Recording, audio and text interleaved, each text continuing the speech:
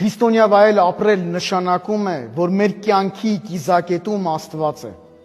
որ մենք ամեն քայլ կատարելիս մտածում ենք, արդյոք սա աստվածահաճո է թե ոչ։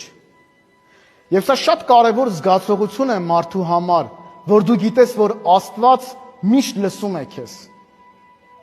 Եվ դրա համար է, որ մենք խնդրում ենք, որ Տիրոջ կամքը լինի մեր կյանքում։ Երբեմն մենք մեր կամքով մեզ թվում է, որ մենք բարին ենք կամենում,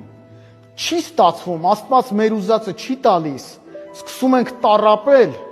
բայց մեկ էլ գալիս է մի հանգրվան, որ հասկանում ենք, ինչ լավ է, որ այս բանը